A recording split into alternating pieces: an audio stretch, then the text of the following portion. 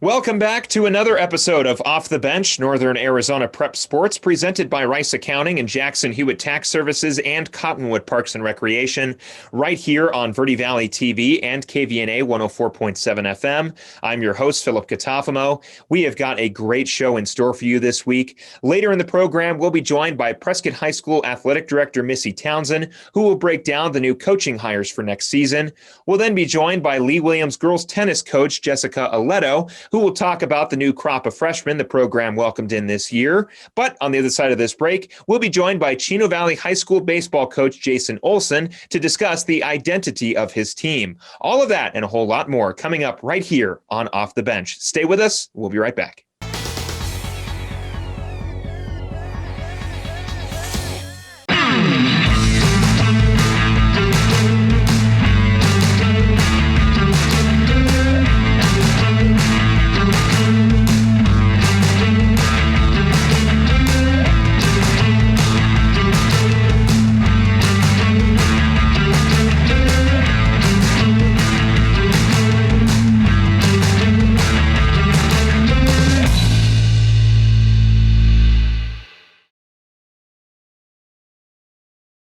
Two things we can count on every year: a new set of tax rules and great weather here in Northern Arizona. Jackson Hewitt Tax Service, locally owned and operated by Lewis Rice since 1997, is here for you all year long. Your neighborhood Jackson Hewitt Tax Office will help you in all of your taxing situations. Electronic filing is always free with your tax preparation at Jackson Hewitt Tax Service. Get more in return. Call 1-800-234-1040 for an office near you.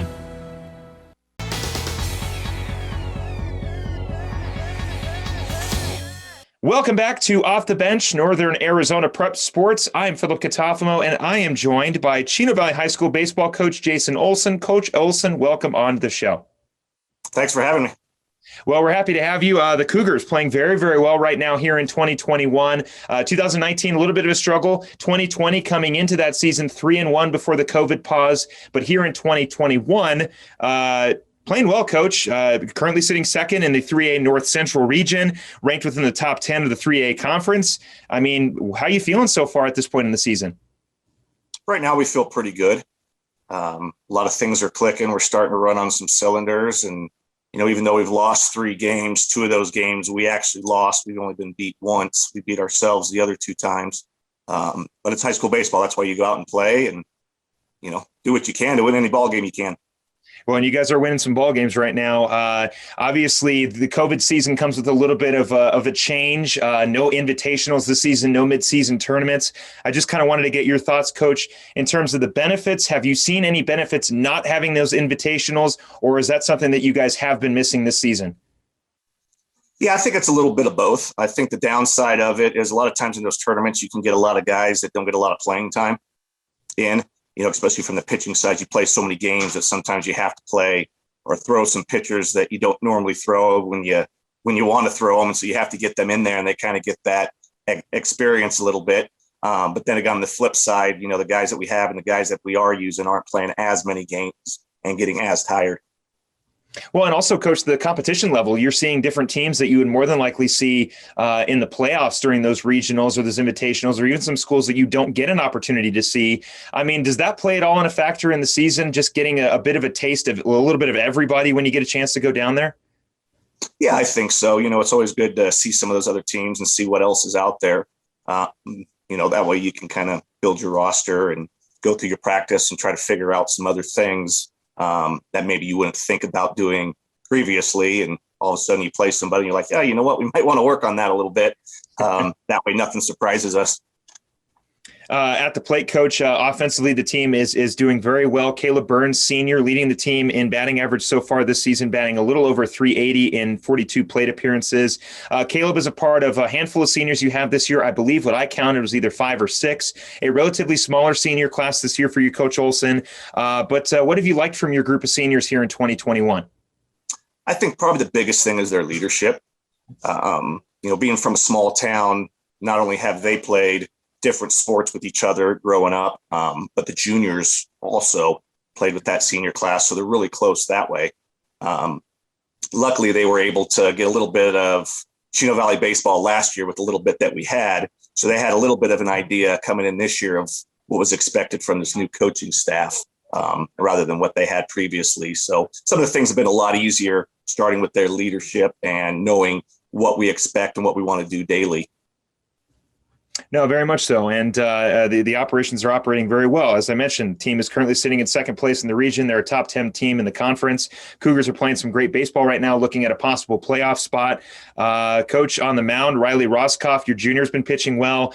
Your other fellow senior, Joey Sanchez, has also been solid on the mound.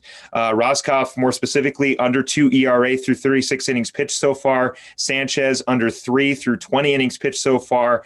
Can you tell me some of the differences between those two starting pitchers? I know you have other pitchers, and we will talk about the rest of that staff in just a little bit, but those two guys are the two that I kind of looked at and saw that those are the 1-2 of your staff.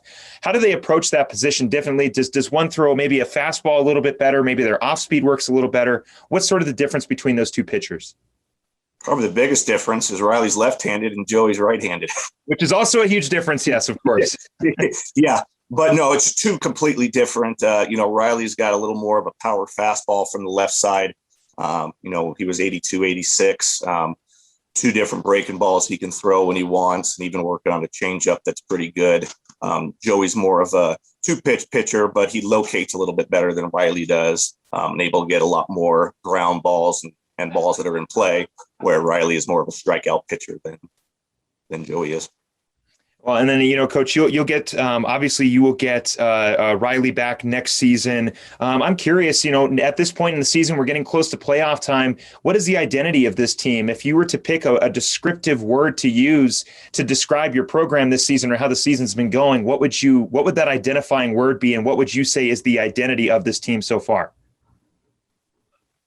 That's kind of a tough question. I didn't, a couple footballs in there for you, Coach. Yeah, exactly. One of the words that really comes to mind right away is explosive.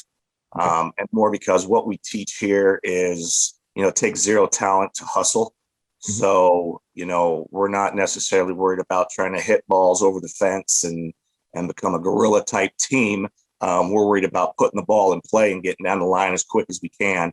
And, get a ball to the outfield, and that outfielder bobbles it a little bit, now a single is a double. They bobble it, ball gets into the gap and they drop it real quick. That double's now a triple because we can run, and we can run a lot. So, we like to put pressure on the teams, still striking out more than we would like to. But when we're able to play our game and get out there, we put the ball in play, we get down the line as quick as we can, put pressure on them. And, probably the best thing that we do out of all of it is pitch, and then defense, and then probably hitting on the offensive side would be our third best. So explosive would be the word you use, Coach, and that aggressiveness on the base paths. I'm curious what your thoughts are. Is that something that you feel is starting to go a little bit away from the game of baseball? Obviously, at the MLB level, you got guys like Giancarlo Stanton, Aaron Judge, Cody Bellinger, all those guys hitting 30 plus home runs a season. Do you think that the sort of small ball aspect of baseball, stealing bases, laying down bunts, do you think that's starting to move away a little bit from the game here at the high school level? Yeah, you see some of that stuff starting to filter down from Major League Baseball. You don't see, when I played 25 years ago, every team was bunting, every team was hit and run, and every team was stealing bases. And there's not many teams that I've seen that we've played in the last 2 years or my 4 previous years when I was helping out at Prescott that do a lot of that. So, that's kind of our mindset is, I learned the old school way of playing baseball, and that's what I'm carrying down from everywhere that I've been. Joe Madden has got to be one to me that I look for in terms of small ball managers who are still keeping that game keeping that aspect of the game very much alive with, laying down bunts, being aggressive on the base paths. But you see a lot of kids trying to go for that long ball, a lot of uppercut swings. You see a lot of guys struggling with that swing to hit a high fastball because they have to uppercut on a pitch. Of course, when they do actually get connection on one, they send it down, they send it into the outfield. Any sort of tips that you kind of give players, Coach, to move away a little bit from that and get a bit more of an even swing on their plane? Yeah, right now, one of the things we're all working on is just trying to let the baseball travel a little bit, use our hands, keep our hands inside the baseball, and instead of trying to hit the ball over the fence, try to hit the ball through the fence. And kind of thinking about that, that creates backspin. Backspin causes carry. So when you get that right swing on the right pitch, that ball will carry and go over the fence, rather than trying to hit the ball right away. Because, we don't have players that can do what big league baseball players can do. Now, once they develop, we'll probably have a couple that, can do that in the college level and maybe further. You never know. All depends on development. But, here right now, we as a team get in a lot of trouble when we try to pull the baseball. Yeah. So we've really been focusing on, don't try to pull it. Just keep your hands inside of it. Try to hit the ball hard through the fence rather than over the fence. And the success will come. No, of course. Yeah, very much so. I think I watched a batting practice tape of Vladimir Guerrero Jr. and his hitting instructor was telling him to hit through the cage, to hit the ball through the back end of the cage instead of at the top or, the left or right, just to get a nice even swing. Because when you see that beautiful swing, it's something else. But Coach, obviously you'll get Riley back. We talked about that. You also, Michael Valesco will come back next season. Jaden Smith, all of those guys have been contributing offensively and also on the defensive side. Obviously, Riley, we talked about, is one of your pitchers. Looking towards next season, Coach, I know we're still in the middle of this one, but just want to get a brief glimpse into next season. Anybody at the JV level or any incoming freshmen that you're excited to see come and play for your program? Yeah, we have actually quite a few young kids that, we're looking forward to. A couple left-handed pitchers, both of them are freshmen. Actually, one of the kids throws right-handed and left-handed. So if we can figure out how to use that and get them to be successful from both sides, that's going to be really good. We have another freshman shortstop that we're looking forward to having. I'm sure there's probably others that I'm forgetting right now, but there's definitely younger kids that are on the JV team that we're looking forward to, probably starting this summer, start playing with us and start learning how to play a little bit better than what they do now, and more consistency and all that fun stuff you need to become successful in high school baseball. So then, Coach, let's even look a little bit more ahead in terms of the longevity and the competitiveness of this program. Obviously, 2019, bit of a lost year. Unfortunately, a bad year for Chino Valley baseball. 2020, a lot of optimism to start. 3-1 start. Great start to the season for the Cougars last year. This year, another solid start. Great season so far. Thankfully, we're at a different portion of the pandemic at this point than we were last year, thankfully. But, Coach, I want to ask you just in terms, you say you got a couple kids at the JV level, a couple incoming freshmen that you're excited about. How is this program looking for the long term in terms of success? Honestly, from what I've seen, I'm happy. That's one of the tough things about the game of baseball is there's a big word in there called puberty, and you never know when people are going to hit it. And, a lot of times, these incoming freshmen, they've already hit it already. And when you're playing at, 46 feet for Little League or 50 feet in some of these tournaments, they're able to dominate. But once you get back to 60 feet, 6 inches. And, the other half of that group starts to, mature and get stronger and all of that. A lot of times those kids get passed up. So, looking down, sometimes it's tough to see what somebody's going to be. But, from what I've seen, I like what's coming in, and we look forward to, continuing this trend that we have going right now. Coach, on a more personal level, you are a former Cougar. You went through this program when you were at the high school. How's it feel now to come back so many years later? You spent a considerable amount of time in the minor leagues. You were drafted by my favorite team, the Los Angeles Dodgers. You obviously played with a lot of guys in the minor league system who went up to the major league level or went into coaching. But for you personally, Coach, now you're a little bit older, a bit different stage of your life. You come back to your high school, and now you're sort of coaching that next generation of kids who would love to get drafted by the Dodgers in the MLB draft. But just for you personally, Coach, how's it feel to come back and get an opportunity to run the program you were once a part of? Initially it just kind of felt weird. But, now that I've kind of settled in, it's, seems like almost every single day something all of a sudden pops in my head that, I completely forgot about from what, we learned when we were here, and the stories that I remember. And, I think I was only maybe the 4th or 5th class that graduated from Chino Valley High School. So not only was the school and the baseball field new, but the coach I had played for, basically he started this program. So, every now and again, I find something, I'm like, holy cow, this is still here from 25 years ago. And, I texted to my buddy who, my high school coach has passed away since, but his son's still alive. We talk all the time. So I'll take a picture or something, or, I'll pull up a piece of carpet and, there carved in the cement was, his name or his sister's name or somebody's name that we knew. And so I'll take a picture of it and send.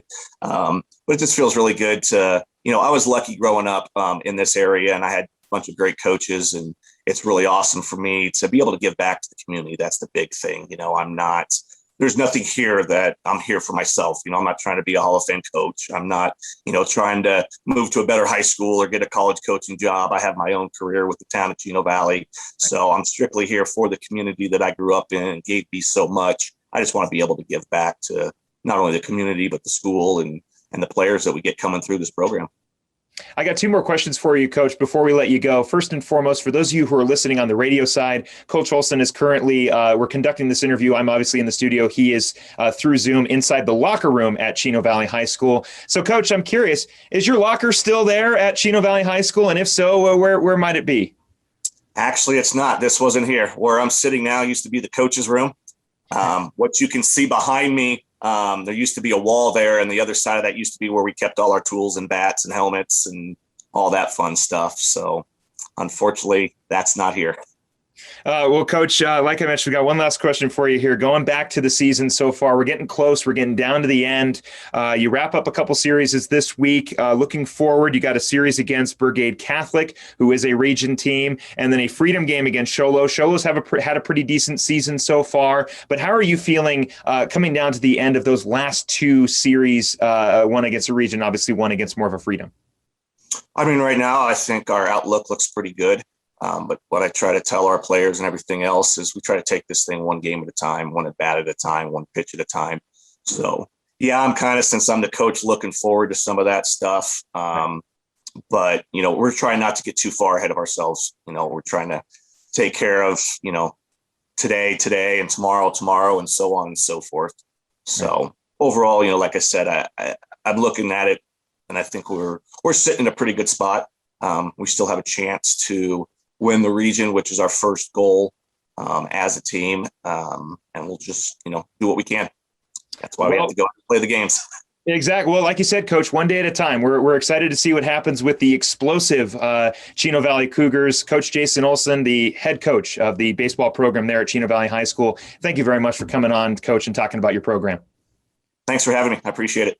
Of course. We're going to take a quick break. When we come back, we'll have more sports for you right here on Off the Bench. Stay with us.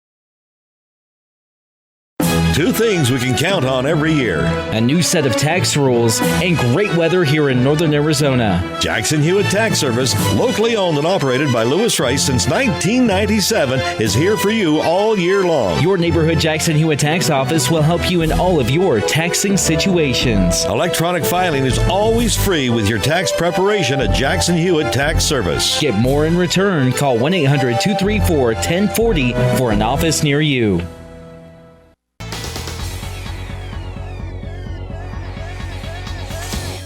Welcome back to Off the Bench, Northern Arizona Prep Sports. I am joined now by a familiar face of the program. It has been a while since we've talked, but it's always great catching up with Prescott High School Athletic Director Missy Townsend. Missy, welcome back onto the show. Thank you, Philip. Excited to be here. Well, we're happy to have you. The spring season is underway, obviously, for everybody in the entire state of Arizona. Prescott right now has got a lot of great things going on with sports that we will talk about in just a few minutes. But it has been a while since we've talked. And since then, students are back on campus at Prescott High School. You guys have welcomed students back onto campus after spring break, which was in March, which I completely forgot about because it's been like 7 years since I've been in high school and 2 now since I've been in college. But Missy, I want to ask, how has the environment changed on campus since you're getting those kids back onto school grounds? It's always great to have kids back on campus. It's I mean, that's why we're here. We're educators. We love working with kids, and So it definitely creates a different atmosphere when everyone's here.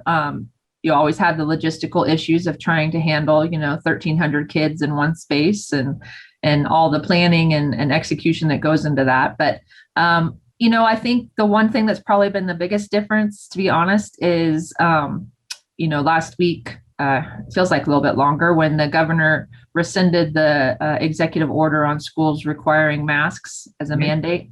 That's probably been the biggest change, because now, we still have probably a good, I'd say 10 to 15% of our students that are regularly wearing masks, but the rest of the students are not. And I'd say seeing their faces, like seeing them smiling and just like, it's really like pretty cool to like see their faces. Yeah, it's definitely been a nice change to see a lot more people. Now, of course, if you are comfortable and you want to wear a mask, continue to wear a mask. No, we're not advocating against not wearing a mask. Definitely, if you want to wear one, wear one. But it is a nice change to sort of see people face to face now, because for the past year, we've all been kind of talking to each other like this with something in front of our mouths. And you're right, it does sort of bring a different dynamic when you get to see kids. Oh, hey, how's it going? And you see that smile back, or you get to talk to somebody face to face. I can definitely understand that change.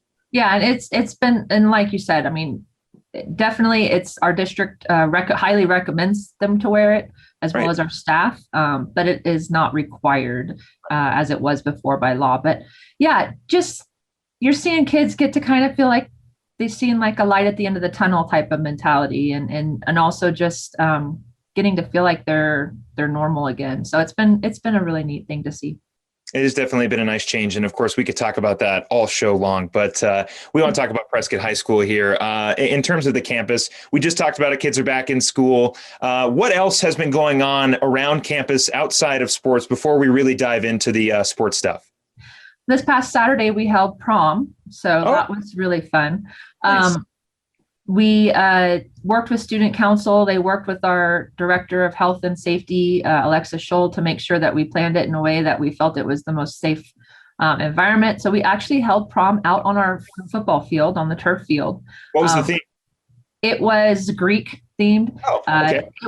It was really well done. Like I like seriously, like kind of got super excited, because just seeing these kids like in their dresses and in their tuxedos and all dressed up was just awesome to see how beautiful they all looked.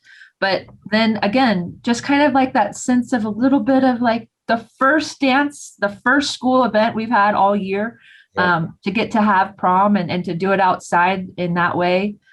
They decorated beautifully. They had lights on canopies and different things. And the DJ had lights and TVs, and it was probably, in my 7 years in administration, it was probably the best dance that we've had at school. Like it was wonderful. The kids had a great time, and it was just really fun to see.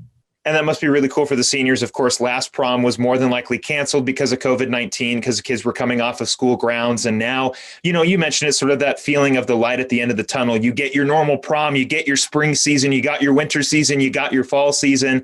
And we very much are kind of coming down to the end of a very nightmarish beginning of the sports season. And now at the end here with spring, it's sort of coming back full circle. It feels normal. We're feeling just different. And it's nice to see that these kids get to have their senior year the way that everyone envisioned.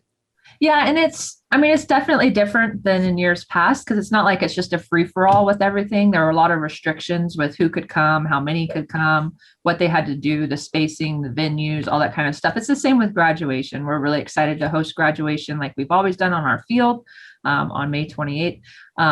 But we'll be limiting attendance and doing some other, things to kind of help, mitigate COVID, because it's still there and it's still present in our communities, as we've seen a little bit of a rise. But it's nice to be able to allow these kids to still have these opportunities. Jumping back in here now to things on the sports side, of course, sports around Prescott, very, very good right now. Softball teams potentially playing for a region title. Of course, they got to get past the Mingus Marauders, who are currently sitting atop the region. Boys volleyball is underway. Prescott track and field has had a few standouts as well. Missy, in general, how have you liked the spring sports season so far? I'm very proud of all of them. They've all had a fantastic year. Spring's always hard because you kind of making it through a long school year, and most of our athletes are multi-sport athletes coming off of other seasons, and then you throw in COVID on top of it, and the struggles that we've had with fall and winter. And I'm just so proud of them. They're out there playing. And I think that would probably be the one thing that I've noticed this season, maybe more than other seasons, is our teams are out there just having fun. They're out there just playing the sports that they love. They're out there competing. They're just doing the best that they can. And when they kind of let all that other stuff go, I think that's where they're seeing their success. Very much so. And like I said, the success is there. More specifically, obviously, the softball team playing very, very well right now. There were some changes in the faculty, some changes that will officially take effect after the spring season. First and foremost, Coach Bobby Yoder, who was formerly the girls basketball coach for at the varsity level for Prescott High School. She is stepping down from that role. She's still with the high school. You can clarify a lot of that for us, what role she's going to be taking on. But hired a new basketball coach, Jamie Johnson. It was the hiree. Can you tell us a little about Jamie and what she brings to the table replacing Coach Yoder? Absolutely. Jamie's been with the program the last 2 seasons. She was an assistant and helped coach at the JV level. Jamie's actually a Bradshaw Mountain Bear graduate. Coach Yoder. Yeah, just like Coach Yoder. She actually was the first Bradshaw Mountain Bear girls basketball player to reach 1,000 points in her career at Bradshaw. She went on and played in college for a year. Then she went and started her family and kind of went in that direction for several years. She spent a couple seasons coaching at Mare, where she was voted Region Coach of the Year, turned around a program there in a short amount of time, and just brings a lot of energy, a lot of passion, a lot of knowledge of the game. And we're really excited to have her be on board. I know the athletes, the families are excited to have that continuity of somebody that knows them and has been part of the program. She's also completing her student teaching right now at our school for next semester, and hopefully we'll be able to bring her in full-time as a teacher as well. Coach Kent Winslow of the Prescott baseball team is also stepping down, had a long tenure as the head coach of that program. So obviously you'll let us know who his replacement is in just a couple of minutes. But first and foremost, Coach Winslow, as I mentioned, has been around Prescott for a very long time, has been a fixture in the community. Just in your words, can you talk to a little bit of what he meant to the school, what he meant to that program and the community, and your personal experience working alongside Coach Winslow for all these years? Kent's just wonderful. And anybody that's met him, and I know if you've interviewed him, you immediately feel like you're just at home. Like, he's just the easiest laid back guy, like most easy to talk to and spend time with. I had the opportunity last week to, I interviewed him, believe it or not, just on his story, like his coaching career, which started in 1978, coaching at the college ranks and continuing almost without, I think he had 1 or 2 years where he was not coaching and he was teaching. He's coached nonstop since then. He has won 3 state championships during that time and had 2 state runner-up titles during that same time. What's also kind of interesting about Kent is that he's never kept track of his win-loss records as a coach. Oh, okay. He just never did. He's like, I started to, and then it kind of just, it just kind of fell by the wayside. And I think that just describes Kent. Like, Kent he just coaches. He just goes out and does what he loves to do and spend time, with those boys and help develop them. We've been so blessed to have him just because he's been such a great figure to these young men and helping them to grow and develop as baseball players, but also just as good young men. He's got such a strong sense of right and wrong and morals and values, and he portrays that and teaches that in his program. So that was definitely something we looked for when we were looking to hire. We wanted to emulate a lot of that we had with Kent. And who did you guys end up hiring? You do have a replacement for Coach Winslow. We do. We hired Barry Tolley is his name. He came out of California. He spent 7 years coaching in Southern California at Grace Brethren, a private school there in Southern California. And he's been living in the Valley the last couple of years. And it's kind of a really beautiful story, like how he got back into coaching and how he ended up applying for the Prescott job. And I don't want to take it away because I want you, Ryan, to be able to interview him and ask him that story, because it's a pretty cool story how he ended up applying for the job. So, but we are so excited to have Barry on staff. Like I said, he is all about relationships. He is a ball of energy. You are going to pick that up right away when you meet him and talk to him. But he just brings such a wealth of knowledge. He was drafted into Major League Baseball right out of high school. Oh, wow. He spent 3 years in their A League, spent a season with the Angels. Then he decided he wanted to go back to school, and he played football, as a matter of fact. Played junior college, and then he transferred to the University of Utah, where he finished his career playing football. And just, I mean, it's crazy. Like, he's got a wonderful life story to like listen to, lots of experience. And he's actually going to be teaching for us as well. He's going to be teaching in our social studies department.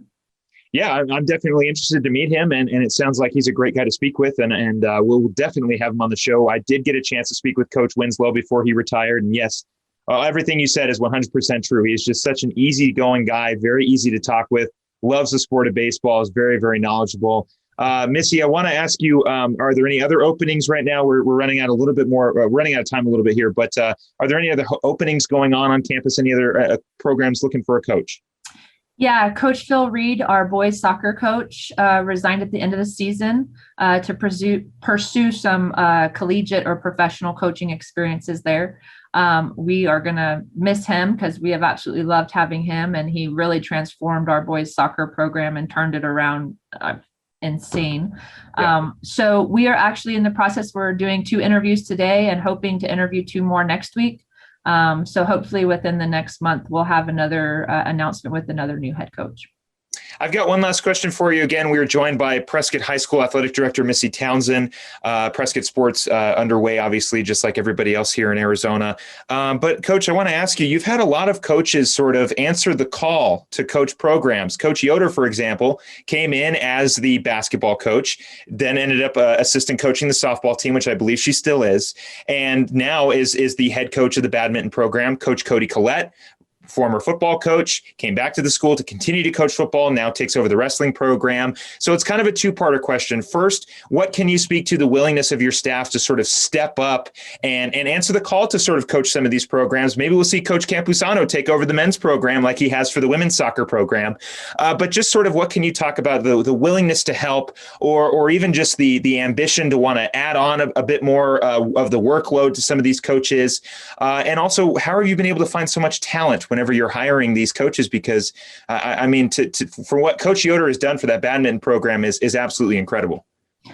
Yeah, Bobby, she's one of the best coaches we have on this campus, and I've said this before. She's one of the most organized, one of the most on top of it. She's very similar to me in the details side of coaching, and she did a fantastic job running that girls basketball program. And to be honest, I kind of stole her. So that's kind of why my longtime athletic assistant who'd worked for the district as a teacher and administrator resigned after 47 years. And so I went out and talked with Bobby and said, you're the person I need for my assistant, and you would do the best job. And I know it's a lot of work and I know it's a lot of time, but would you come and help me? And she said, yeah. And so that's really the major reason that she stepped down, was the additional roles that she's taking on in the athletic department and helping me to run it. In addition to just being able to be more available to her family. But our other coaches, to be honest, right, Philip, I would definitely say that it's more about, I recognize coaches who do a fantastic job, and I just sometimes need them to help us to build a program, to get that culture where we want it to be. And as we kind of create that culture with a strong coach, then we're able to bring in other people and help. So transitioning kind of is what we were looking at doing. And that's kind of why I brought Cody into wrestling. Bobby's going to continue coaching our badminton team. She stepped down as basketball. She did not coach softball this year. She stepped away. She does help on kind of like a organizational, but not on the field at all like she had in the past. We're blessed because these people are amazing. I mean, I literally have the best coaches around, and I really, truly believe that. Their passion for their sports and just how much they care about our athletes and the time they're willing to put in, and the fact that they all believe the same thing that we believe as a department. Like, we really focus really hard on making sure that everyone understands our purpose and why we're here for education-based athletics.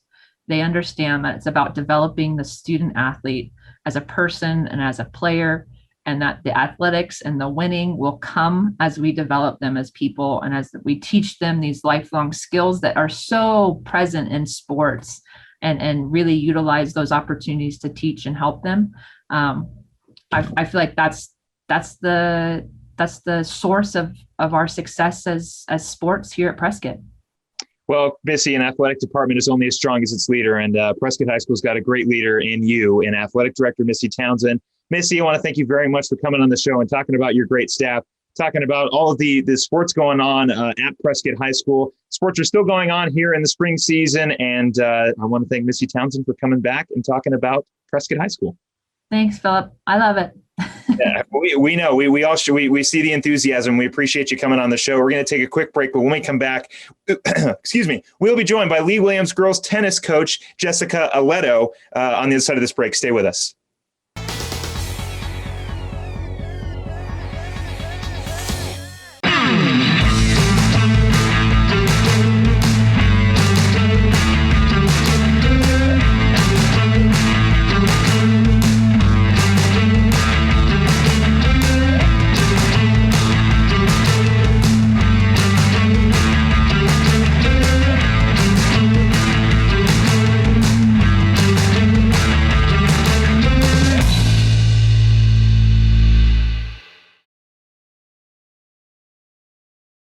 Two things we can count on every year: A new set of tax rules and great weather here in northern Arizona. Jackson Hewitt Tax Service, locally owned and operated by Lewis Rice since 1997, is here for you all year long. Your neighborhood Jackson Hewitt tax office will help you in all of your taxing situations. Electronic filing is always free with your tax preparation at Jackson Hewitt Tax Service. Get more in return. Call 1-800-234-1040 for an office near you.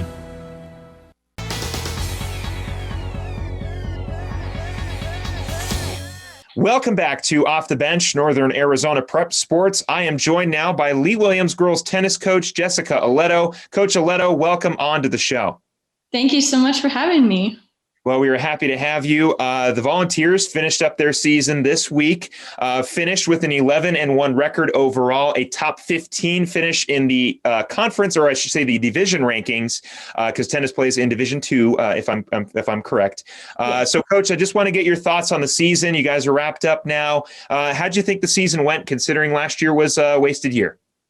Yeah, this is my first year coaching tennis at all. So I was actually pleasantly surprised with how well the girls did and just their dedication to tennis. Just coming off that COVID year, I didn't have super high expectations. I just said, let's have a fun year, get back into it. And the girls did amazing.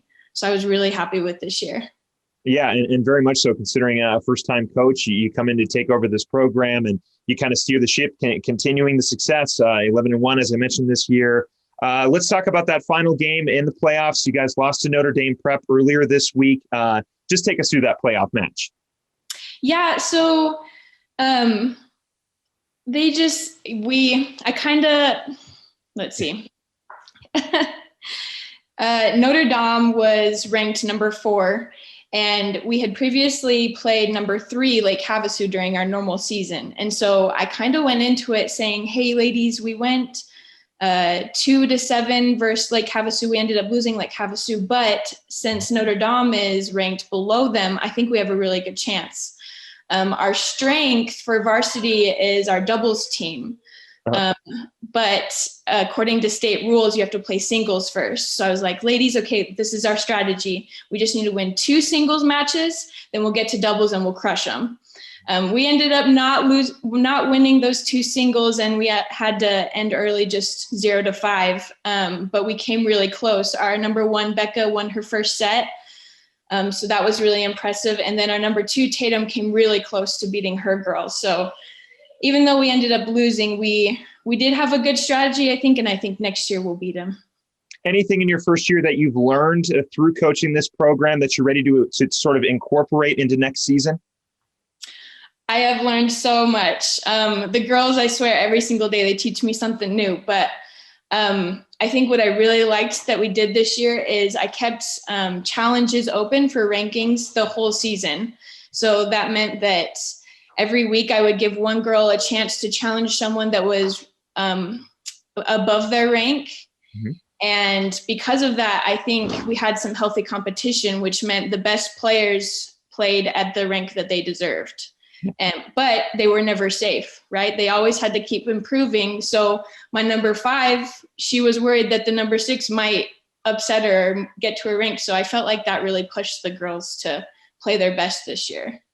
I like that, Coach. Almost like a football mentality as well, where you get that sort of one-on-one drills. You kind of build a little bit of that team camaraderie. Obviously, girls are being challenged against better players, which keeps their skills sharp. It keeps the better players sharp to make sure that they don't underestimate any kind of competition that comes in. I like that idea, Coach. I think it's great. You talked about Rebecca Arave, your sophomore. She was definitely one of the big standouts this year. Along with her, she went 20-4 overall. That does include singles and doubles. She had a great year.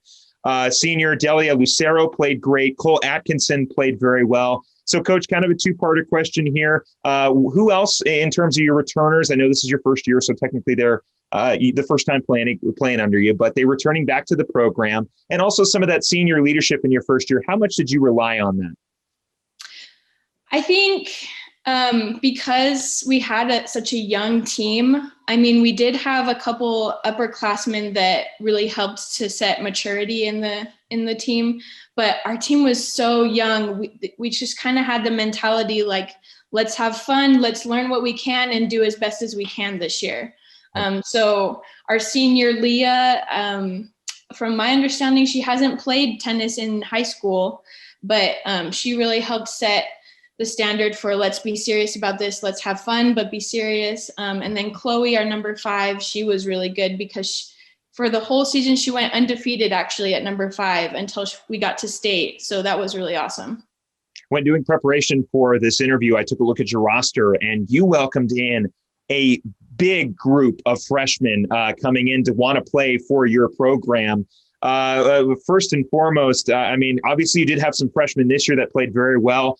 Tatum Taylor, Madison Briscoe, or I'm probably saying that wrong, Briscoe, excuse me, Berlin Bratley, just to name a few. Some of the freshman contributors you had, there are obviously a lot. But Coach, you know, this is your first year. You come back next year with, obviously, you're going to get Rebecca Arave back. You're going to be getting Chloe Atkinson back and a lot of those returners. But you welcome in such a huge class of freshmen that next year you're going to probably be able to field like 3 or 4 teams with how many girls you're going to have on the roster. So I just want to ask you, in terms of the long-term success for you, I mean, what does something like this mean to you going into your second year coaching the program? I mean, I was so excited to see that many girls show up. I put flyers up around the school and I said, hey, even if you've never picked up a racket, come play for me. Like, we'll just have fun this year. Right. I did not anticipate 20 girls signing up for tennis though. And I was just so happy to see all those girls. And I told them, hey, we're coming off of COVID. I'm not going to cut anyone. I just want you guys to have fun. I can't guarantee you'll play this year, but you can come to practice. We'll get better at tennis. And I think that's really helps just keep our team mentality that this is fun. We're going to put some work in, but keep it light, keep it awesome, keep it fun. Yeah, and very much so. You did very much so keep it awesome and light. As like I mentioned, your first year coaching the program, you finished 11-1 overall, a top 15 finish in the conference. You guys made the playoffs as well. Any JV players or any of those incoming freshmen that you're excited to see get a little bit more time at the varsity level next year? Yeah, so our alternate number 7, Gwen Otero, she's also a soccer player, but she just is so quick. She can get to that ball and just return it every single time. So I'm really excited to see her progress to next year. I also know there's a couple of freshmen. There's Portia Kwebke, who's been improving a lot. April, I forget her last name, but she's really good. Those two are friends and they've been practicing outside of practice as well. So they're really exciting to see. And there's a whole ton of freshmen that I'm super excited. And I've told them, if you want to get good at tennis, come to practice, but also home practices are where it's at. That's where if you put in the time, you'll get better at it. So So it has that sort of home mentality of making sure that you put in the work over the off season, kind of the focus of the off season for you right now, telling your players since the season's over. Yeah, exactly. And I actually encourage my girls to be in another sport as well, because I really feel, I mean, myself in high school, I would play a ton of sports, and each sport teaches you something different. And I feel like our varsity was really got stronger because like our number one, she's actually a basketball player mainly, and she could really hammer down on that ball when she's at the net. And then our number four also is a basketball player. We have some cheerleaders, we have some soccer players, and each of those girls takes from other sports and adds it to their tennis game, which just makes us a very unique team. Again, we are joined by Lee Williams girls tennis coach Jessica Alletto. The Volunteers finished their season this week. They finished 11-1 overall, and with a top 15 finish in the Division II as well. Coach, I want to get some of these coaching questions thrown at you before we run out of time. Obviously, you did welcome back a lot of players who played with the program last year. I don't necessarily know if you had any who had taken a year off or maybe taken a couple years off of tennis and are coming back to the sport, but maybe just speaking in general, Coach, how would you approach somebody who's returning to the sport after some time away? How would you reacclimate them to the sport of tennis? Where would you start? I mean, I think I would just go over basics with them just to kind of remind them.